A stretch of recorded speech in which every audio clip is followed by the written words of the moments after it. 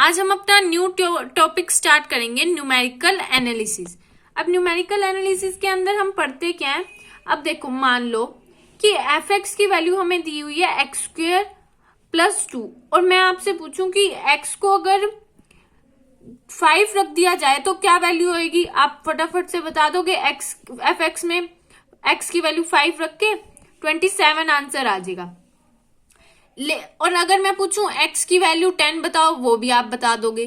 ठीक है, तो इसमें तो हमें फंक्शन की वैल्यू दी हुई है इन टर्म्स ऑफ एक्स, लेकिन मान लो कहीं जगह हमें एस्टिमेशन लगानी पड़ जाती है, जैसे पॉपुलेशन और ईयर का ग्राफ है, सॉरी टेबल है। अब हमें देखो, यहाँ पे कोई फंक्शन नहीं दिया हुआ, मतलब एफ एक्स की कोई वैल्यू नहीं दी हुई, लेकिन हमें ईयर को एक्स मान लेते हैं, पॉपुलेशन को वाई मान लेते हैं। तो अब ईयर जो है 2001 ईयर में पॉपुलेशन कितनी थी, 105 थी। 2004 में कितनी होगी, 108। 2007 में 111। तो अब मैं आपसे पूछूं कि पॉपुलेशन बताओ 2003 की, तो आप नहीं बता पाओगे। मैं पूछूं कि 2005 की पॉपुलेशन बताओ, तो भी नहीं बता पाओगे। तो उसमें हम देखते कैसे हैं, उसमें कुछ देखो 2001 और 2004 दिया हुआ है। 2001 में पॉपुलेशन 205 है, तो 2002 में कितनी हो सकती है, 106। 2003 में कितनी होगी, 107। 2004 में 108 है, तो 2003 की पॉपुलेशन कितनी होगी, 107। तो इनकी वैल्यूज निकालने के लिए with the help of table हम न्यूमेरिकल एनालिसिस का पढ़ते हैं, ताकि हमें नॉलेज हो जाए कि अगर हमें बहुत सारी वैल्यूज दे रखी है, उनको फंक्शन की टर्म में हम देखने लग जाए, तो हम कैसे उनके बीच की वैल्यूज निकाल सकते हैं। तो इसीलिए न्यूमेरिकल एनालिसिस बनाई गई है। अब उसकी टर्म्स पढ़ते हैं, जो न्यूमेरिकल एनालिसिस में इंपॉर्टेंट टर्म्स है वो पढ़ते हैं। सबसे फर्स्ट टर्म जो है, हमारा फर्स्ट चैप्टर है फाइनाइट डिफरेंसेस, तो उसमें सबसे पहली टर्म जो हम पढ़ेंगे वो पढ़ेंगे आर्ग्यूमेंट एंड एंट्री। आर्ग्यूमेंट, हम कोई भी फंक्शन मान लो y equals to f x है, तो हम आर्ग्यूमेंट क्या बोलेंगे, x जो x की वैल्यूज होंगी उसको हम बोलेंगे आर्ग्यूमेंट। x क्या है यहाँ पे, इंडिपेंडेंट वेरिएबल, तो x की जो भी वैल्यू होगी उन्हें बोलेंगे आर्ग्यूमेंट, और जो x की वैल्यू फंक्शन में रख के आएगी उन्हें y से डिनोट करेंगे और उन्हें बोलेंगे एंट्री। ठीक है, x की वैल्यू को आर्ग्यूमेंट और y की वैल्यूज को एंट्री बोलेंगे।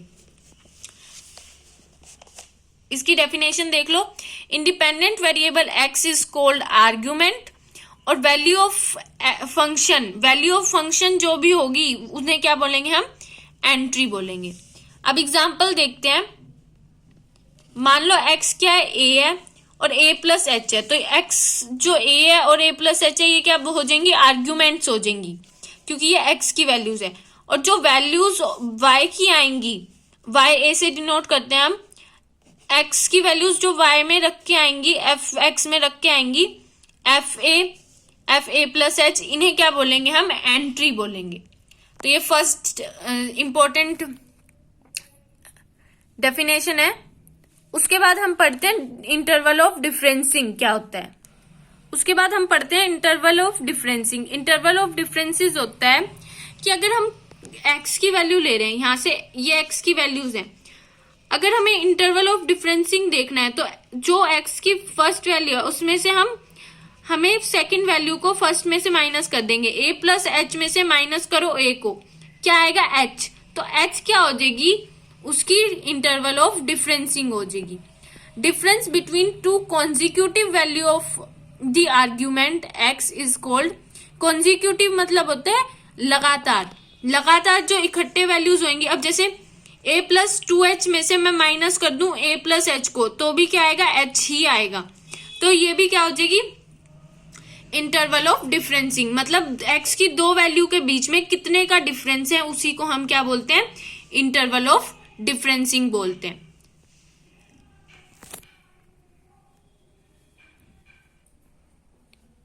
नेक्स्ट जो टॉपिक हमें पढ़ना है वो है फॉरवर्ड डिफरेंस।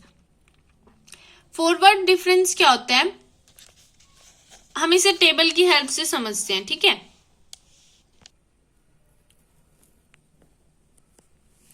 देखो, अब देखो यहाँ पे क्या होएगा, पहली बात तो ये पढ़ो, जो let y equals to f x, कोई भी हमने फंक्शन ले लिया तो forward difference of f x क्या होगा, उसे पहले तो डिनोट करेंगे हम ये डेल्टा एफ एक्स से।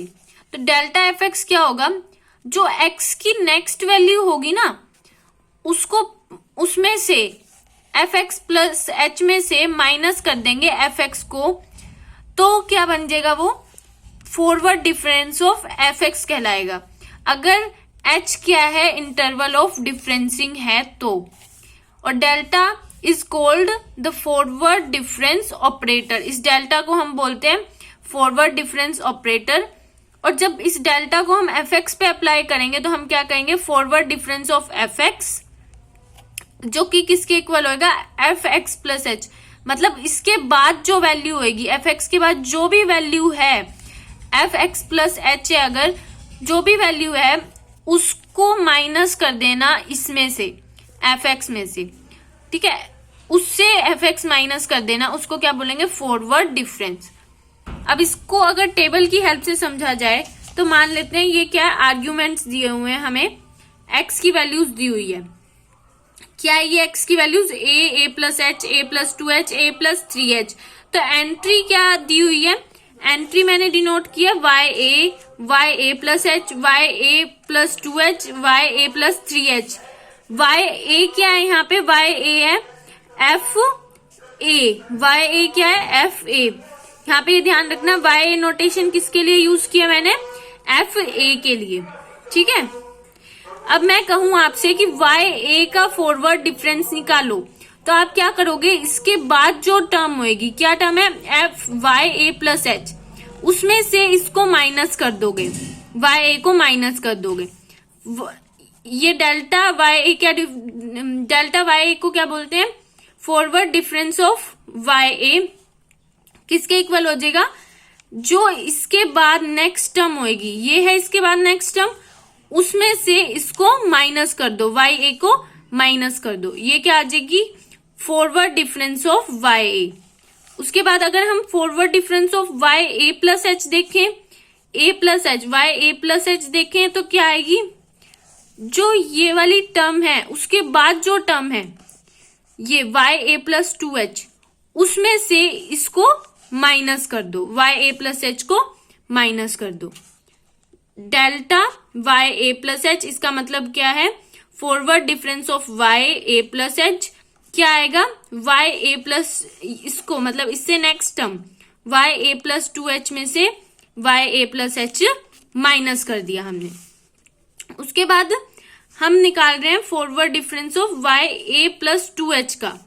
अब वाई ए प्लस 2h का जब हम फॉरवर्ड डिफरेंस निकालेंगे तो वाई ए प्लस 2h में से नेक्स्ट टर्म माइनस कर दो, सॉरी नेक्स्ट टर्म में से y a plus 2h minus कर दो, क्या आएगा, नेक्स्ट टर्म क्या है, Y a plus 3h, Y a plus 3h minus Y a plus 2h। Forward का मतलब क्या होता है, आगे, तो फॉरवर्ड में से मतलब आगे वाले में से जिसका हम फॉरवर्ड डिफरेंस निकालना चाह रहे हैं वो माइनस कर दो, तो इसका मतलब वो क्या आ जाता है, हमारे पास फॉरवर्ड डिफरेंस आ जाता है उस टर्म का। आई होप अंडरस्टैंड कर लिया होगा तुमने।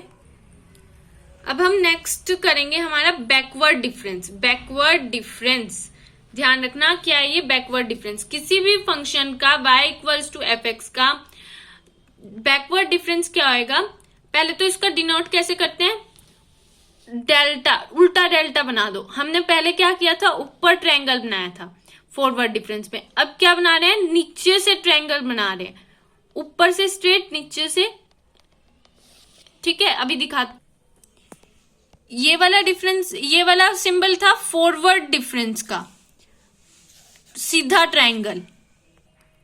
ये उल्टा ट्रायंगल जो है वो है बैकवर्ड डिफरेंस का, किसका, बैकवर्ड डिफरेंस का है सिंबल ये। अब बैकवर्ड डिफरेंस कैसे निकालते हैं, बैकवर्ड डिफरेंस में क्या होता है, F, backward difference of f x जब निकालेंगे तो एफ एक्स की ऊपर वाली टर्म, जो एफ एक्स से पहले आई होगी टर्म, उसको माइनस करेंगे एफ एक्स में से। ध्यान रखो, एफ एक्स में से जो इससे पहले टर्म आई है उसको माइनस करेंगे। फॉरवर्ड डिफरेंस में क्या था, आगे चलो, बैकवर्ड मतलब होता है ऊपर, ऊपर जाओ, फॉरवर्ड मतलब होता है आगे, तो आगे जाओ, ठीक है। जब आगे जाके जो टर्म आएगी उसमें से fx को माइनस करेंगे तो क्या आएगा, वो फॉरवर्ड डिफरेंस। लेकिन जब हम पीछे जाके जो टर्म आएगी पीछे जाके उसको fx में से माइनस करेंगे, fx minus fx minus h है, ध्यान रखो वहां पे क्या था, fx plus h minus fx था, और यहाँ पे क्या है, fx minus fx minus h है। तो h यहाँ पे इंटरवल ऑफ डिफरेंसिंग है, और बैकवर्ड डिफरेंस ऑपरेटर बोलते हैं हम इसको, ठीक है। अब इसको टेबल की हेल्प से समझते हैं। होप आपको डेफिनेशन समझ आ गई होगी। हमने ये टेबल बनाई है, आर्ग्यूमेंट x, एंट्री y, उसके बाद बैकवर्ड डिफरेंस ऑफ y लिखा है इनमें। अब यहाँ पे देखो a plus h, a plus 2h, a plus 3h, ये किसकी वैल्यूज है, x की वैल्यूज। y की वैल्यूज क्या है, y ये किसी फंक्शन पे डिफाइन है, y इक्वल्स टू fx पे, जहां पे हमें y क्या है fa है, y equals to fa, y a plus h equals to f a plus h, ये डिनोट कर रही हूं मैं उनको ही, y a plus h, y a plus 2h, y a plus 3h, ये क्या है, y की वैल्यूज है at different point of x। अब ये देखो y a, मैंने कहा था y a का बैकवर्ड डिफरेंस देखो निकल सकता है, y a से ऊपर वाली टर्म, मतलब y a से पहले वाली टर्म है ही नहीं कोई पहले वाली, तो हम बैकवर्ड डिफरेंस भी नहीं निकाल सकते y a का, ठीक है। अगर पहले कोई टर्म दी होती तो ही तो निकालते हम बैकवर्ड डिफरेंस, अब दी नहीं हुई तो नहीं निकाल सकते। अब इसका निकाल सकते हैं, हाँ निकाल सकते हैं, इससे ऊपर दी हुई है टर्म, तो हम क्या करेंगे, y a प्लस h का बैकवर्ड डिफरेंस क्या हो जाएगा, y a प्लस h में से y a को माइनस कर देंगे, y a प्लस h में से y a को माइनस कर देंगे। उसके बाद next y a plus 2h है, इसका भी निकल सकते हैं, ऊपर जाओ, बैकवर्ड डिफरेंस क्या, किससे, backward difference of y a plus 2h, तो y a प्लस 2h का बैकवर्ड डिफरेंस कैसे निकलेगा, y a plus 2h minus y a plus h, मतलब ऊपर जाओ, इस टर्म में से इसको माइनस कर दो, वो इसका बैकवर्ड डिफरेंस आ जाएगा। इसका भी बैकवर्ड डिफरेंस निकाल सकते हैं, y a प्लस 3h से ऊपर जाओ, है टर्म, तो backward difference of y a plus 3h क्या आ जाएगा, y a plus 3h minus y a plus h। अब हम बात करेंगे शिफ्ट ऑपरेटर के बारे में। शिफ्ट ऑपरेटर से, शिफ्ट से ही पता चल रहा है, इसका मतलब शिफ्ट हो रहा है, मतलब आगे जा रहे हैं, हम बोलते हैं ना शिफ्ट हो जो, मतलब आगे शिफ्ट हो जो या पीछे शिफ्ट हो जो, तो यही है शिफ्ट ऑपरेटर, मतलब या तो आगे शिफ्ट हो जो या पीछे शिफ्ट हो जो। अब आगे शिफ्ट होने का मतलब कैसे, जब भी हम शिफ्ट ऑपरेटर लगाएंगे, शिफ्ट ऑपरेटर का ये सिंबल होता है ई, अगर हम शिफ्ट ऑपरेटर लगाते हैं किसी फंक्शन fx पे, इज डिफाइंड एज, तो क्या होता है, शिफ्ट ऑपरेटर लगाते ही फंक्शन अपनी नेक्स्ट टर्म वैल्यू पे चला जाता है, मतलब नेक्स्ट सीट पे चला जाता है, ये समझ लो, नेक्स्ट वैल्यू पे चला जाता है।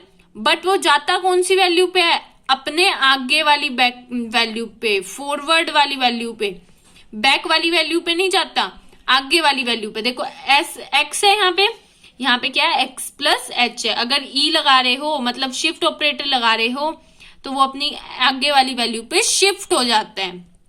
अगर आप इनवर्स ऑपरेटर लगा रहे हो, इनवर्स ऑपरेटर क्या होता है, e के ऊपर -1 का सिंबल लगा दो। अगर आप ये ऑपरेटर यूज कर रहे हो fx का, इसका मतलब है fx क्या है, अपनी एक वैल्यू पीछे चला जाएगा, मतलब अगर fx था तो देखो x में से माइनस कर दिया h, इसका मतलब एक वैल्यू पीछे चला जाएगा शिफ्ट माइनस से। अगर हम इनवर्स ऑपरेटर लगाते हैं तो पीछे जाएगा एक वैल्यू, अगर हम शिफ्ट ऑपरेटर लगाते हैं तो फंक्शन एक वैल्यू आगे चला जाएगा। इसे टेबल की हेल्प से समझते हैं। अब यहाँ पे मैंने क्या आर्ग्यूमेंट लिखे हुए हैं, एंट्रीज लिखी हुई हैं, और उसके बाद मैंने वैल्यूज भी लिखी हुई हैं। अब यहाँ पे देखो, अब हम इस पे शिफ्ट ऑपरेटर लगाएंगे। मैंने क्या कहा था, एक वैल्यू आगे चला जाएगा, एक वैल्यू आगे मतलब ya+h पे आ जाएगा। अगर हम इस पे शिफ्ट ऑपरेटर लगाते फिर कहाँ जाता है, ये अपनी एक वैल्यू आगे ya+2h। अगर इस पे शिफ्ट ऑपरेटर लगाते तो कहाँ जाता, पता नहीं कहाँ जाता, क्योंकि आगे तो वैल्यू ही नहीं दे रखी। ठीक है, अब ऐसे ही अगर इनवर्स ऑपरेटर वर्क करना हो तो हम कैसे करेंगे। अगर इस पे इनवर्स ऑपरेटर लगाते हैं, हम ये वाला ऑपरेटर लगाते, इनवर्स ऑपरेटर मतलब ये, अगर इनवर्स ऑपरेटर लगाते इस पे तो मैंने क्या कहा था, एक वैल्यू पीछे चला जाएगा, लेकिन इधर तो पीछे कोई वैल्यू है ही नहीं, तो हमें नहीं पता, हम लगा भी नहीं सकते इनवर्स ऑपरेटर इस पे, बट इस पे तो लगा सकते हैं। इनवर्स ऑपरेटर जब इस पे हम लगाएंगे तो ये अपनी एक वैल्यू पीछे चला जाएगा, मतलब fa+h कहाँ चला जाएगा, fa पे चला जाएगा। ये देखो मैंने बताया, अगर शिफ्ट ऑपरेटर लगाएंगे ya पे, fa पे, तो कहाँ आएगा वो, अपनी एक वैल्यू आगे fa+h। अगर शिफ्ट ऑपरेटर लगाएंगे fa+h पे तो अपनी एक वैल्यू आगे आ जाएगा fa+2h। अगर इस पे शिफ्ट ऑपरेटर लगाएंगे तो इसके आगे कोई वैल्यू है ही नहीं, तो कहाँ जाएगा, कहीं नहीं, लगेगा ही नहीं शिफ्ट ऑपरेटर। ऐसे ही इस पे भी इनवर्स ऑपरेटर नहीं लग सकता। क्यों, मैंने क्या कहा था, अगर हम इनवर्स ऑपरेटर लगाएंगे तो एक वैल्यू पीछे चला जाता है, तो अगर एक वैल्यू कुछ है ही नहीं पीछे तो कहाँ जाएगा, तो हम इस पे लगा नहीं सकते इनवर्स ऑपरेटर, इस पे लगा सकते हैं। इस पे अगर हम इनवर्स ऑपरेटर लगाएंगे तो ये एक वैल्यू पीछे चला जाएगा, ya पे आ जाएगा।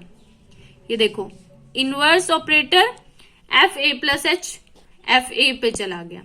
ऐसे ही अगर इस पे इनवर्स ऑपरेटर लगाएंगे तो ये अपनी एक वैल्यू पीछे चला जाएगा।